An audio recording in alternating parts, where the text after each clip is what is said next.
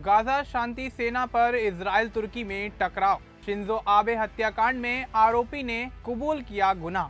कच्चे तेल विवाद में रूस अमेरिका में बढ़ा तनाव। गाजा मिशन पर सक्रिय पाक कश्मीर बयान से घिरा। मस्क की $1 ट्रिलियन योजना पर टेस्ला में हलचल। नमस्कार, आप देख रहे हैं द न्यूज़ 15 और मैं हूं आपके साथ मनीष कुमार सैनी और स्वागत है आपका हमारे इस खास कार्यक्रम में जिसमें हम दुनिया की तमाम बड़ी खबरों में से 5 ऐसी बड़ी खबरों पर चर्चा करने जा रहे हैं जो इस वक्त कहीं ना कहीं टॉप पर हैं। रुक कर लेते हैं अपनी पहली खबर का, जो कि इजराइल और हमास के युद्ध को लेकर है। हमास और इजराइल के बीच सीजफायर समझौते के बाद गाजा में एक अंतर्राष्ट्रीय शांति सेना यानी इंटरनेशनल स्टेबलाइजेशन फोर्स तैनात की जाएगी। इस सेना में कई देशों के सैनिक शामिल होंगे जिनका लक्ष्य गाजा में शांति और स्थिरता को बनाए रखना है। हालांकि इजराइल ने स्पष्ट किया है कि उसकी अनुमति के बिना किसी भी देश की सेना गाजा में प्रवेश नहीं कर सकेगी।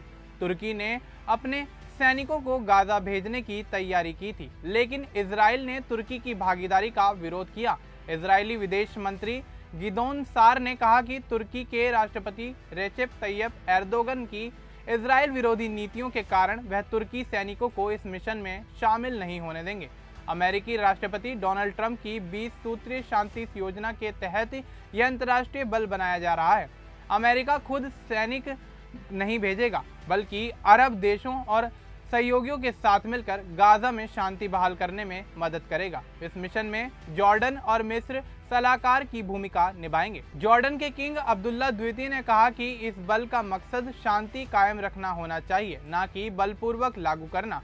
कई अरब देशों में भी इसी शर्त पर इसमें शामिल होने की सहमति दी है। अब रुक कर लेते हैं अगली खबर का, जो कि जापान के पूर्व प्रधानमंत्री शिंजो आबे से संबंधित है। दरअसल जापान के पूर्व प्रधानमंत्री शिंजो आबे की हत्या के आरोपी तेत्सुया यामागामी ने मंगलवार को अदालत में अपना गुनाह कबूल कर लिया। उसने कहा कि सब सच है।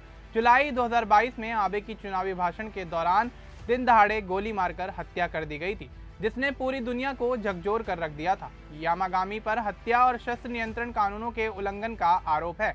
उसने हाथ से बनाई गई बंदूक का इस्तेमाल किया था। यामागामी की नाराजगी दक्षिण कोरिया के यूनिफिकेशन की चर्च से थी, जिसे वह आबे और जापान के कई नेताओं से जुड़ा मानता था। उसका दावा है कि उसकी मां ने इस चर्च को भारी रकम दान में दी थी, जिससे उनका परिवार आर्थिक संकट में आ गया। इस वजह से उसने आबे को अपना निशाना बना लिया। यूनिफिकेशन चर्च पर जापान में सैकड़ों मुकदमे चल चुके हैं, जहां परिवारों ने आरोप लगाया कि चर्च में उन्हें अपनी बचत दान करने के लिए प्रभावित किया। बावजूद इसके चर्च के सत्तारूढ़ लिबरल डेमोक्रेटिक पार्टी से करीबी संबंध रहे। आबे द्वितीय विश्व युद्ध के बाद जापान के सबसे लंबे समय तक रहने वाले प्रधानमंत्री रहे। मुकदमे के दिसंबर मध्य तक खत्म होने की संभावना है। इसके बाद अब रुक करते हैं अगली खबर का, जो कि अमेरिका और रूस के बीच जारी तनाव को लेकर है। दरअसल अमेरिका और रूस के बीच जारी तनाव अब तेल उद्योग पर गहरा असर डाल रहा है। रूस की दूसरी सबसे बड़ी तेल कंपनी लुकोइल ने अपनी अंतर्राष्ट्रीय संपत्तियों को बेचने का फैसला किया है। कंपनी ने यह कदम ओफेक विंड डाउन लाइसेंस के तहत उठाया है और जरूरत पड़ने पर संचालन जारी रखने के लिए लाइसेंस विस्तार पर विचार कर सकती है। फरवरी 2022 में यूक्रेन युद्ध शुरू होने के बाद अमेरिका ने रूस पर सख्त आर्थिक प्रतिबंध लगाए थे, जिससे रूसी तेल कंपनियों को भारी नुकसान झेलना पड़ा था। राष्ट्रपति डोनाल्ड ट्रंप ने लुकोइल और रोसनेफ्ट पर प्रतिबंध लगाते हुए उन्हें बैन कर दिया था। ये दोनों कंपनियां रूस के करीब 50% कच्चे तेल का उत्पादन करती हैं। अमेरिका के बाद ब्रिटेन ने भी कार्रवाई करते हुए 15 अक्टूबर को 44 शैडो टैंकरों पर प्रतिबंध लगा दिया, जिनकी मालिकाना जानकारी स्पष्ट नहीं थी। ब्रिटेन ने कहा कि यह कदम रूस की तेल से होने वाली कमाई को कम करने के लिए उठाया गया है। लुकोइल की विदेशी संपत्तियों में इराक का एक प्रमुख तेल क्षेत्र भी शामिल है, जो दुनिया के सबसे बड़े तेल क्षेत्रों में गिना जाता है। रूस अमेरिका की यह रार वैश्विक ऊर्जा बाजार पर बड़ा असर डाल रही है। इसके बाद अगली खबर का रुख कर लेते हैं, जो कि पाकिस्तान से संबंधित है। दरअसल पाकिस्तान जल्द तय करेगा कि वह गाजा के लिए बनाए जा रहे अंतर्राष्ट्रीय स्थितिकरण बल यानी ISF में अपने सैनिक भेजेगा या नहीं।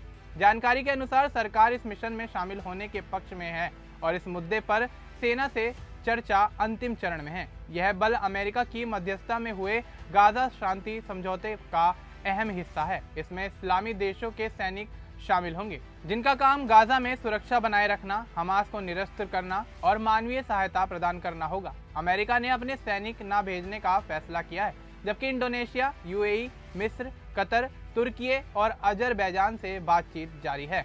इजराइल ने तुर्की की भागीदारी का विरोध किया है। इस बीच पाकिस्तान के प्रधानमंत्री शहबाज शरीफ को कश्मीर पर झूठ फैलाने की कोशिश के कारण शर्मिंदगी झेलनी पड़ी। शरीफ ने ट्वीट में दावा किया कि भारत ने 1947 में सेना के बल पर कश्मीर पर कब्जा किया था, लेकिन सोशल मीडिया साइट एक्स के फैक्ट चेक में इसे गलत बताया गया। फैक्ट चेक में कहा गया कि कश्मीर का भारत में विलय महाराजा हरि सिंह द्वारा 26 अक्टूबर 1947 को समझौते पर हस्ताक्षर के बाद हुआ था। इसके बावजूद शरीफ ने भारत पर मानवाधिकार हनन और विशेष राज्य का दर्जा खत्म करने को लेकर निशाना साधा है। इसके बाद अपनी अगली और आखिरी खबर की ओर रुख कर लेते हैं, जो कि टेस्ला से जुड़ी हुई है। दरअसल टेस्ला की बोर्ड प्रमुख रॉबिन डेनहोम ने चेतावनी दी है कि यदि शेयरधारक 6 नवंबर को होने वाली वार्षिक बैठक में एलन मस्क की प्रस्तावित $1 ट्रिलियन की भुगतान योजना को मंजूरी नहीं देते तो मस्क सीईओ पद से इस्तीफा दे सकते हैं। डेनहोम ने निवेशकों को लिखे पत्र में कहा कि यह प्रदर्शन आधारित योजना मस्क को अगले 7.5 वर्षों तक टेस्ला का नेतृत्व जारी रखने के लिए प्रेरित करने हेतु बनाई गई है।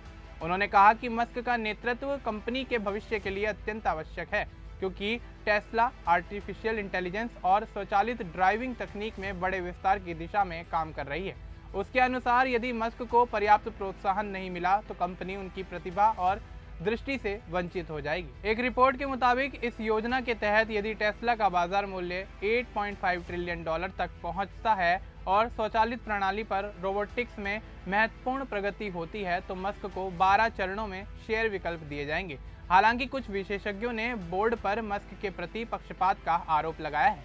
इसी साल डेलावेयर की अदालत ने मस्क की 2018 की भुगतान योजना को यह कहते हुए रद्द कर दिया था कि इसे स्वतंत्र निदेशकों द्वारा स्वीकृत नहीं किया गया था। तो दोस्तों, आपका इन खबरों को लेकर क्या कुछ कहना है, आप हमें कमेंट बॉक्स में जरूर बताएं। बाकी इस तरह की और अपडेट्स के लिए आप बने रहें द न्यूज़ 15 के साथ।